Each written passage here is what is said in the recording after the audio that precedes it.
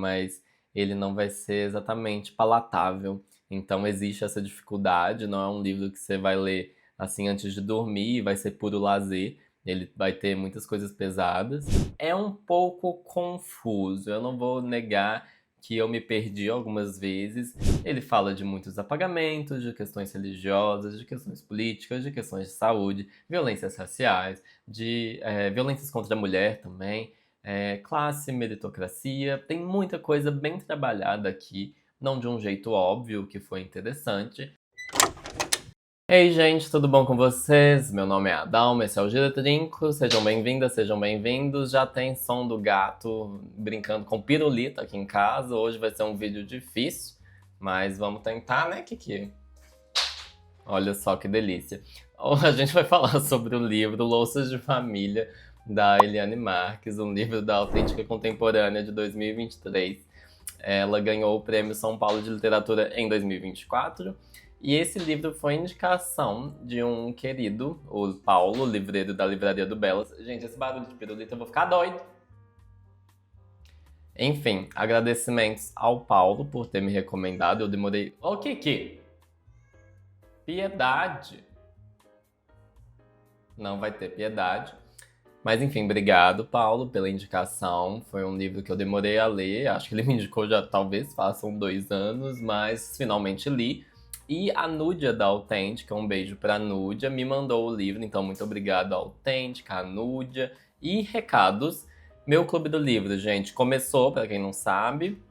Já teve o primeiro encontro, que já saiu o vídeo, né? Já saiu a resenha pra quem tá acompanhando, que foi o livro A Parede. E o próximo vai ser Aos Prantos no Mercado, da Michelle Zauner, dia 8 de janeiro de 2026, às 8 horas. É uma quinta-feira à noite. É online, porque eu gosto que pessoas de outros países, é ótimo, pessoas de outros lugares, outras cidades possam participar. Pra quem não sabe, eu sou de BH. Eu prefiro presencial, mas eu queria outras pessoas mesmo. E me segue aqui, me segue no Instagram. Curte o vídeo, curte onde você estiver vendo, talvez você só tá ouvindo no Spotify. Comenta também, me ajuda, pelo amor de Deus, me apoia. Eu sei, eu faço isso já faz quase 3 anos, eu nunca cobrei nada de ninguém. Enfim, vamos falar sobre o livro Louças de Família. Qual que é a premissa? Esse livro, gente, é um dos melhores desabafos que eu já li, com certeza. A Kuandu, que é a nossa narradora, ela vai contar a história da família dela, do jeito que lhe é possível, do jeito que ela consegue. E é bem interessante porque é uma pessoa negra e nós sabemos que a herança de pessoas negras no Brasil vai estar muito atravessada com a questão da trajetória, da travessia da África para o Brasil, né?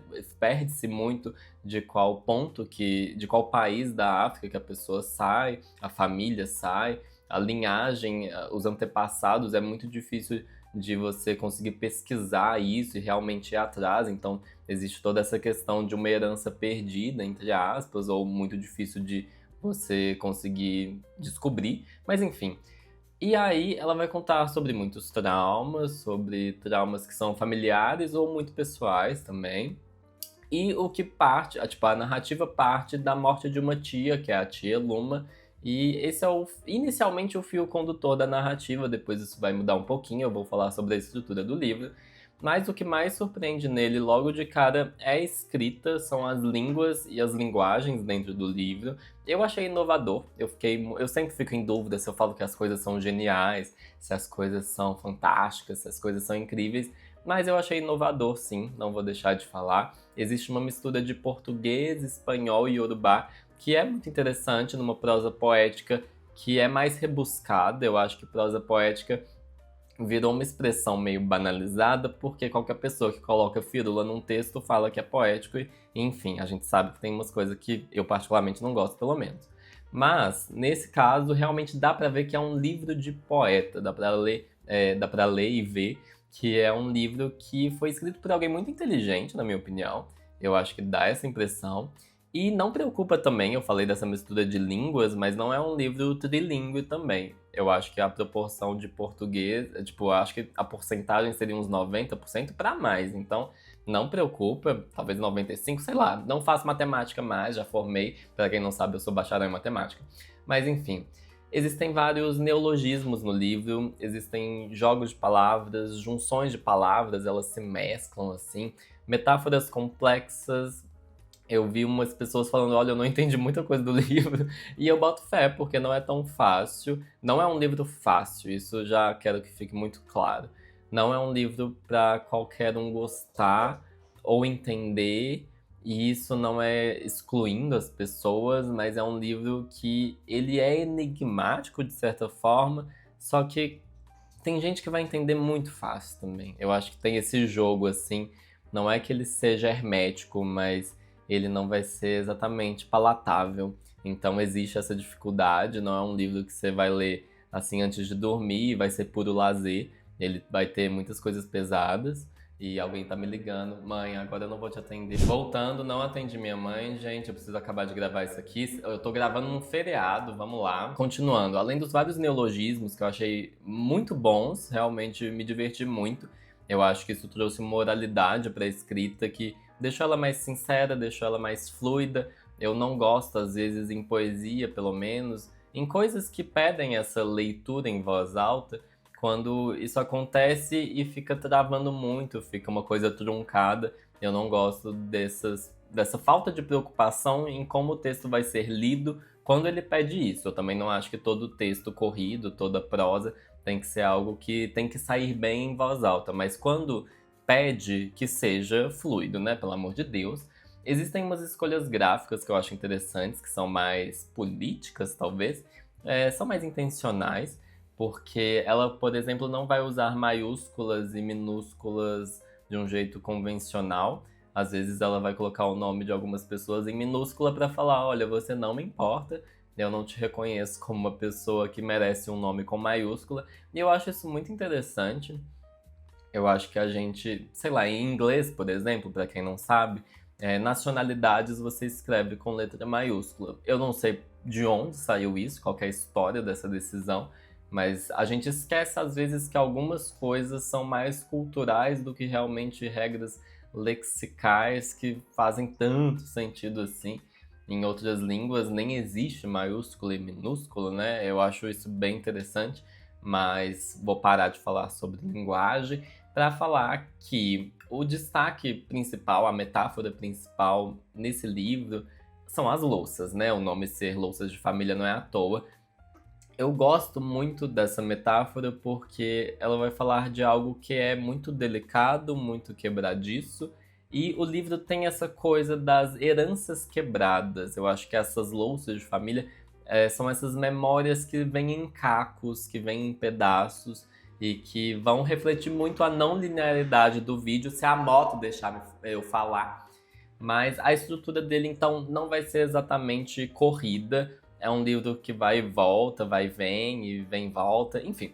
E as personagens e acontecimentos é um pouco confuso. Eu não vou negar que eu me perdi algumas vezes. É muito difícil de você entender os parentescos. Eu ainda vou falar das personagens, mas antes, sobre a estrutura. As partes do livro, eu gosto da divisão em partes, eu não gosto da divisão do livro em capítulos, porque pra mim eu não entendi os capítulos, eu não entendi onde que eles paravam, qual que era a linha lógica, qual que era o raciocínio. As partes, por outro lado, aí eu boto fé que eu realmente estava entendendo, essa começa aqui, essa vai ser mais focada em alguma coisa.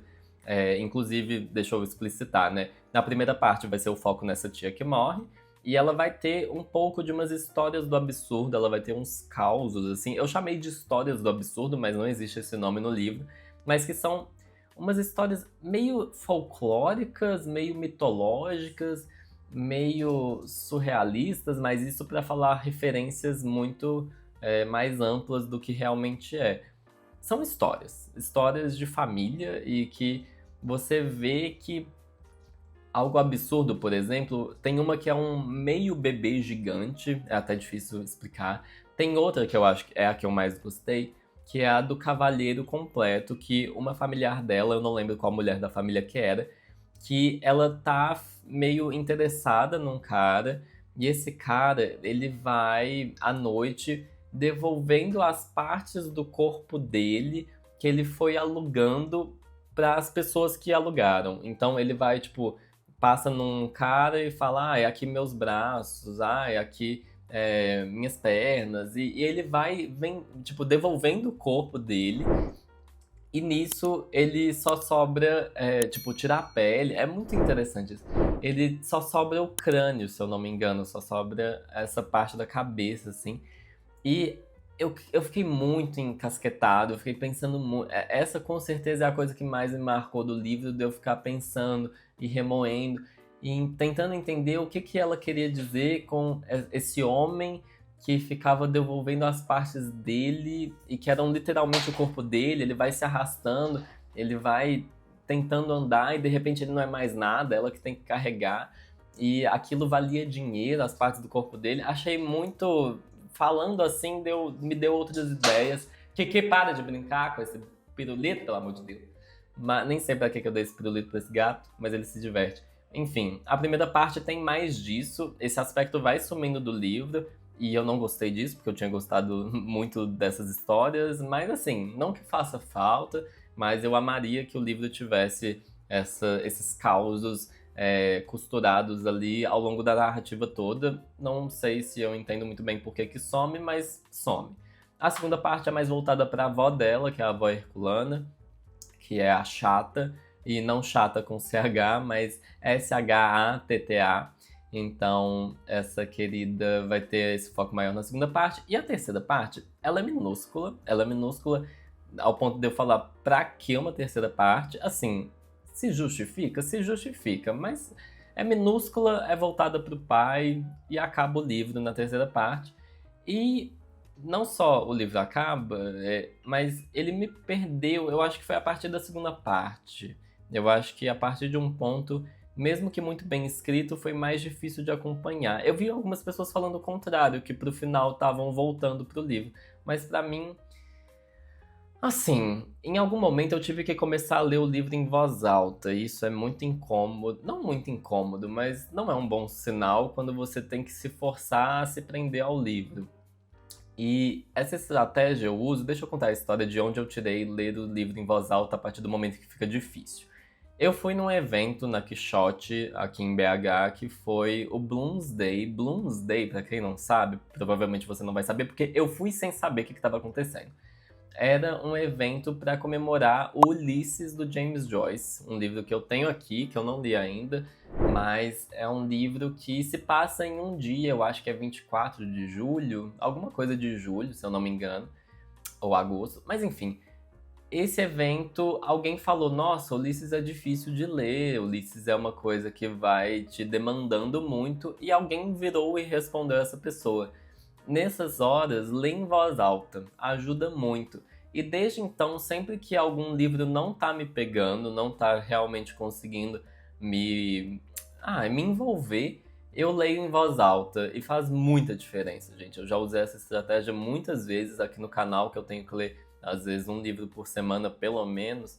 É muito importante, me ajuda demais essa estratégia nos livros que vão agarrando. Nossa, valeu demais. Obrigado a essa pessoa que eu nem tenho ideia de quem que é. Mas voltando a falar, já falei muitos nomes aqui e eu preciso falar das personagens propriamente, porque eu já falei que às vezes foi muito difícil entender os parentescos. Eu acho que foi porque tinham as duas famílias, não era só tipo a família da mãe, que tem a avó, que é a mãe da mãe, ou a bisavó, que é a mãe da avó. Tinham as duas avós, às vezes, tipo, tinham tios que eu não sabia de qual lado que era. Foi muito difícil de acompanhar. Acho que, não falando que a Eliane deveria ter mudado isso, que era um problema do livro, mas existe esse desafio. E eu acho que é interessante, por um lado, também, porque as histórias elas se misturam de um jeito interessante. Em qual sentido? A ciclicidade dessa herança é muito importante para você entender quais padrões a narradora quer quebrar, o que ela acha que é algo que ela não quer como herança, ela não quer que aquilo faça parte da vida dela, então ela vai falar: Nossa, essas mulheres estão vivendo isso há muitos anos, mas ela não vai falar tão explícito, mas ao mesmo tempo sim. Ela vai falar: Olha, eu não quero mais isso pra minha vida, eu não acho que isso faz sentido, eu acho que essas mulheres foram obrigadas a viver isso, então agora já deu.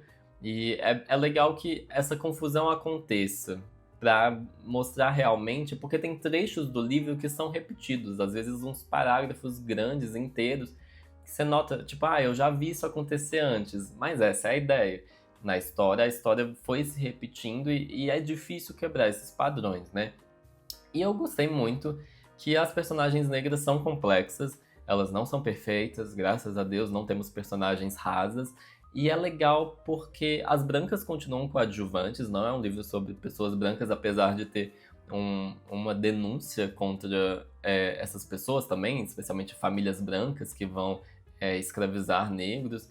Existe essa questão de escravidão muito forte, mas as personagens negras complexas, para dar um exemplo para vocês, tem um avô da Kwandu que ele tocava clarinete, então ele era um músico, existe essa coisa meio erudita em volta, mas ao mesmo tempo ele também matava vacas dando martelada na cabeça delas. Então, é essa coisa que você fica olhando a pessoa, como que ela consegue ter as duas coisas em si, como que é capaz alguém ser ao mesmo tempo tão sensível de um lado e insensível de outro. Não que esse seja o melhor exemplo de uma complexidade, mas dá pra ver que as pessoas têm mais camada do que a gente imagina. E isso me lembrou um livro que eu já falei aqui no canal, que foi O Mesmo Rio, que foi um livro em que tem essa questão familiar, né? E existem pessoas se amando e se machucando dentro da mesma família. E isso me leva a pensar uma coisa que é muito difícil, um dos maiores desafios da vida, é você entender até onde a relação de outras pessoas entre si vai influenciar a sua relação com cada um.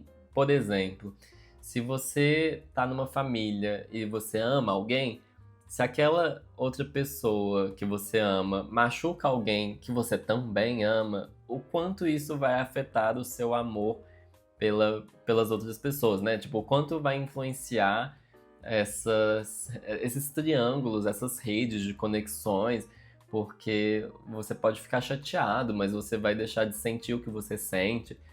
Eu acho que muita gente muito jovem e honestamente imatura vai falar: ai, mas eu não consigo amar, continuar amando alguém que maltrata outra pessoa. Não é tão simples assim. Maltratar é uma palavra forte, né? Um verbo forte.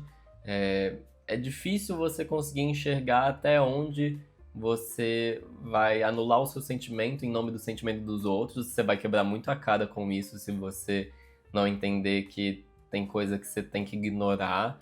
E existem hipocrisias que a gente vai manter, assim, é inevitável. Então é complicado. E eu acho que o livro vai trazer isso.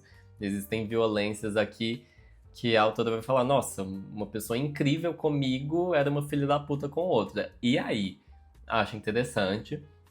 O livro também, em relação aos personagens, existe uma divisão bem clara entre. Bem clara é ótimo, né? Mas bem explícita.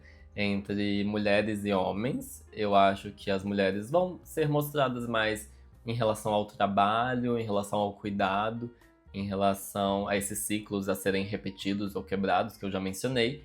E os homens, eu vejo eles muito indo para o lado dos vícios. Essa é uma questão muito importante, especialmente em famílias negras. Existe uma questão de classe também, mas pessoas de classes mais baixas vão estar ligadas ao álcool de um jeito diferente, à cocaína de um jeito diferente, até a prostituição, ao sexo, talvez. Existe um pouco desse vício também no livro.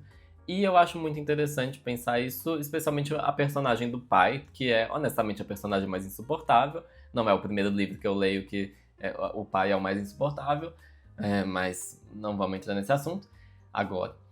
E o jeito que ela chama o pai, ela chama de ex-pai. E é uma tortura a convivência dos dois, ao mesmo tempo que ela entende que é importante. Por quê? Porque o livro ele vai trazer algo que eu achei um pouco surpreendente, que eu não esperava desse livro, do que eu ouvia falar dele, que ele vai falar de psicanálise de um jeito mais aprofundado. E isso foi muito legal, achei muito bem trabalhado, achei muito bem feito, porque mostrava essas imagens, essas ambivalências, essas convivências que vão moldando a gente de um jeito que achei bacana. E a minha personagem favorita foi a mãe Joaninha, a costureira. É a mais fácil de amar, porque ela era muito diva.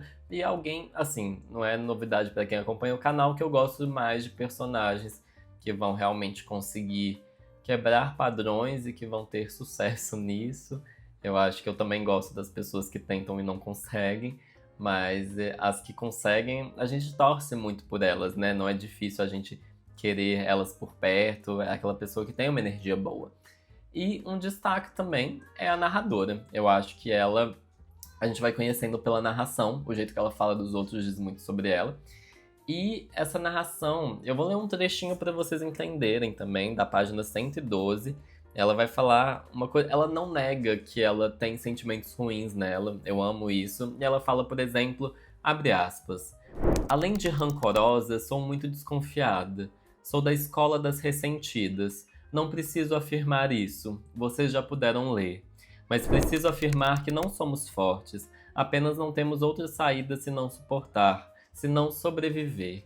E acho que já fica muito claro, porque o livro ele vai dar uma resposta muito direta e muito boa para pessoas que acusam pessoas negras de vitimismo, qualquer minoria, né, de não levar as coisas na esportiva, o que é um absurdo. Eu acho que quando alguém fala sobre uma dor que sentiu, sobre alguma opressão que sofreu, você chamar a pessoa de vitimista, você está diminuindo o que ela. Você tá falando que a pessoa tá se vitimizando, né? Você tá falando que a pessoa tá inventando algo pra se colocar como vítima.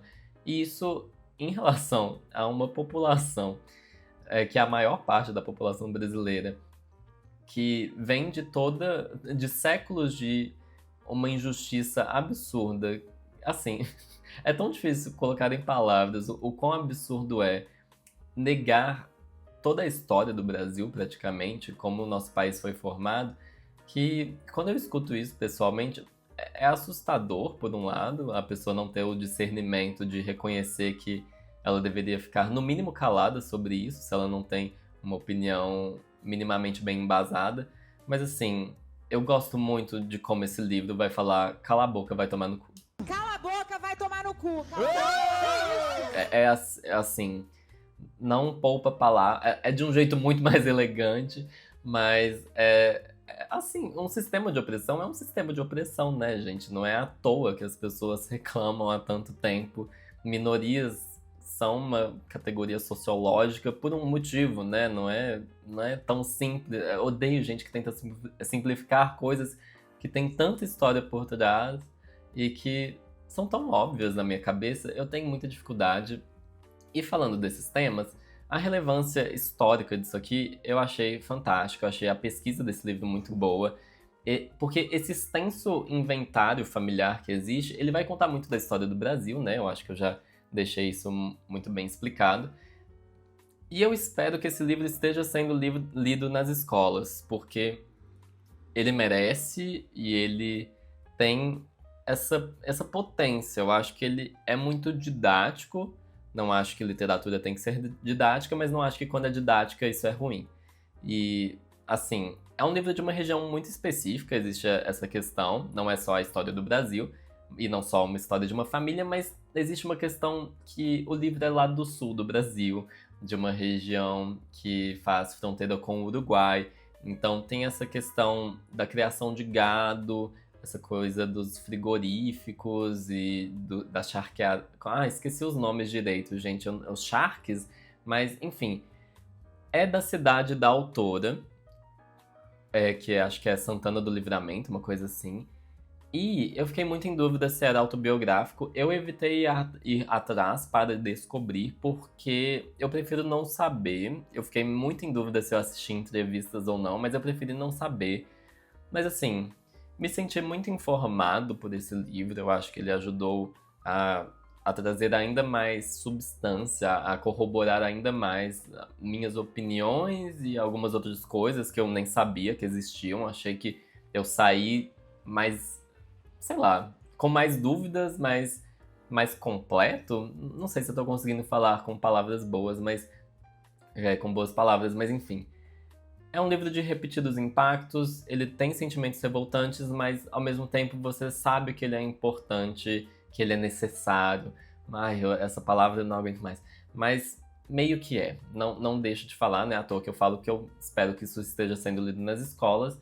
Ele fala de muitos apagamentos, de questões religiosas, de questões políticas, de questões de saúde, violências raciais, de violências contra a mulher também, classe, meritocracia. Tem muita coisa bem trabalhada aqui, não de um jeito óbvio, que foi interessante, mas talvez o que eu mais gosto é de como a narradora vai apontar o dedo para a hipocrisia das famílias brancas ricas que se recusam a reconhecer a história completa da família, porque muitas dessas pessoas vão falar que vieram da Europa, que vieram, sei lá, da Itália ou de Portugal, e que são descendentes de sei lá e sei lá quem que foi da nobreza, da realeza, mas se a gente tem histórias no Brasil de pessoas que foram escravizadas, de famílias que foram escravizadas, existem as histórias de quem escravizou essas pessoas.